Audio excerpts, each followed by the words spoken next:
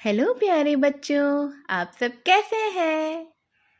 मैं आज आप सबके लिए लेकर आई हूँ एक प्यारी सी कहानी, रंग में भंग, जो जंगल की सभा की कहानी है और पंचतंत्र की कहानी भी कहलाती है। इसे सुनने से पहले आप मेरे चैनल को लाइक और सब्सक्राइब कर दीजिए। तो चलिए बच्चों, सुनते हैं ये कहानी। एक बार जंगल में सभा हुई। सारे पशु और पक्षी उसमें शामिल हुए। पक्षियों की सभा में उसके राजा थे गरुड़, और गरुड़ राजा से सभी असंतुष्ट थे। तब मोर ने आकर कहा, गरुड़ जी तो हमारे राजा हैं, पर मुझे यह कहते हुए बहुत ही दुख होता है कि उनके राज में हम पक्षियों की दशा बहुत खराब हो गई है। उसका कारण भी यह है कि गरुड़ जी तो यहाँ से दूर विष्णु लोक में विष्णु जी की सेवा में लगे रहते हैं। हमारी ओर तो उनका ध्यान ही नहीं रहता है और उनके पास ध्यान देने के लिए समय भी नहीं मिलता है। हमें अब अपनी समस्या लेकर फरियाद करने जंगली चौपाइयों के राजा सिंह के पास जाना चाहिए, और हमें जाना भी पड़ता रहता है। हमारी गिनती तो ऐसी हो गई है कि अब हम क्या ही करें। न 3 में रह गई है और न ही 13 में रह गई है। हम तो पक्षी होकर सिंह के पास जाना पड़ता है। अब आप ही बताइए दोस्तों, हमें क्या करना चाहिए? यह विचारने के लिए यह सभा ही बुलाई गई है। हुदहुद ने प्रस्ताव रखा, हमें नया राजा चुन लेना चाहिए जो हमारी समस्याओं को हल कर सके, और दूसरे राजाओं के बीच बैठकर हम पक्षियों को जीव जगत में सम्मान दिला सके। मुर्गे ने कहा। मुर्गे ने भाग दी, कुकड़ुक्कू। कुकुर को मैं खुद जी से प्रस्ताव से समर्थन करता हूँ। चील ने जोर की सीटी मारी और कहा, मैं भी सहमत हूँ।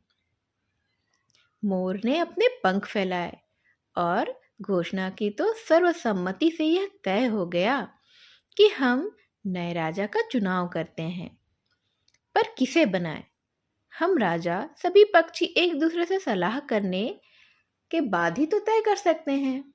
और इस तरह से सभी पक्षी मोर की घोषणा के बाद आपस में सलाह करने लगे। काफी देर बाद सारस ने अपना मुंह खोला। मैं राजा पद के लिए उल्लू जी का नाम पेश करता हूँ।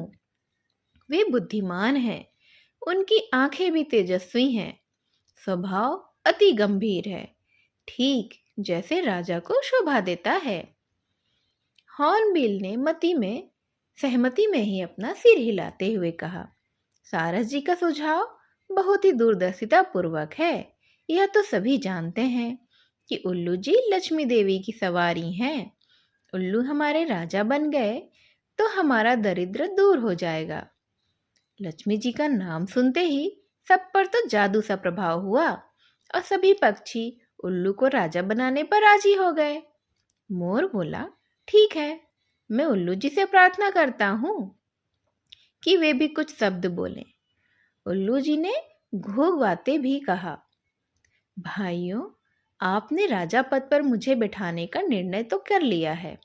इससे मैं बेहद गदगद हो गया हूँ। आपको विश्वास दिलाता हूँ कि मुझे आपकी सेवा करने का जो भी मौका मिलेगा, मैं उसका जरूर अच्छे से सदुपयोग करूँगा, और मैं आपकी सारी समस्याओं को हल करने का भरसक प्रयत्न करूँगा। धन्यवाद। पक्षीजनों ने एक स्वर में उल्लू महाराज की जय का नारा लगाया। कोयल गाने लगी।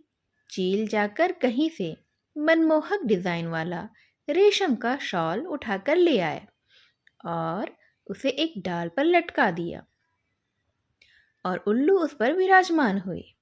कबूतर जाकर कपड़ों की रंग बिरंगी तकरीबनें ले आए और उन्हें पेड़ की टहनियों पर लटका कर सजाने लग गए। मोर की टोलियां पेड़ के चारों ओर नाचने लगी। मुर्गे और चतुर मुर्गों ने पेड़ के निकट पंजों से मिट्टी खोदकर एक बड़ा सा हवन तैयार किया। दूसरे पक्षी भी लाल रंग के फूल, लाल रंग की खूबसूरत चीज़ें की ढेरी लगाने लगे थे। उनके चारों ओर 8 आसन पड़ने लगे। बया चिड़ियों ने सोने और चांदी के तारों से सुंदर सा मुकुट बना डाला था, क्योंकि वह अपना घोंसला भी बड़े सुंदर तरीके से बनाती थी। उन्हें तो आदत थी। तथा हंस मोती लाकर मुकुट में फिट करने लगे। दो मुख्य तोते पुजारियों ने उल्लू से प्रार्थना की कि हे पक्षी श्रेष्ठ, चलिए लक्ष्मी मंदिर चलकर लक्ष्मी जी का पूजन करते हैं। निर्वाचित राजा उल्लू तोते पंडितों के साथ मंदिर की ओर चले। उनके जाने के कुछ क्षण पश्चात ही वहां कौवा आया। चारों ओर जश्न सा माहौल देखकर वह चौंक गया। उसने पूछा, भाई, ये किस चीज का उत्सव हो रहा है और किस उत्सव की तैयारी इतनी जोर शोर से सब कर रहे हैं? बड़ा अच्छा माहौल बना हुआ है। पक्षियों ने उल्लू को राजा बनाने की बात बताई। कौवा तो चीखा, मुझे सभा में क्यों नहीं बुलाया गया? क्या मैं पक्षी नहीं हूँ? मोर ने उत्तर दिया, यह जंगली पक्षियों की सभा है। तुम तो अब जाकर अधिकतर ही कस्बों और शहरों में रहने लगे हो, तो तुम्हारा हमसे कैसा वास्ता? कौवा उल्लू के राजा बनने की बात सुनकर जल भुन गया था।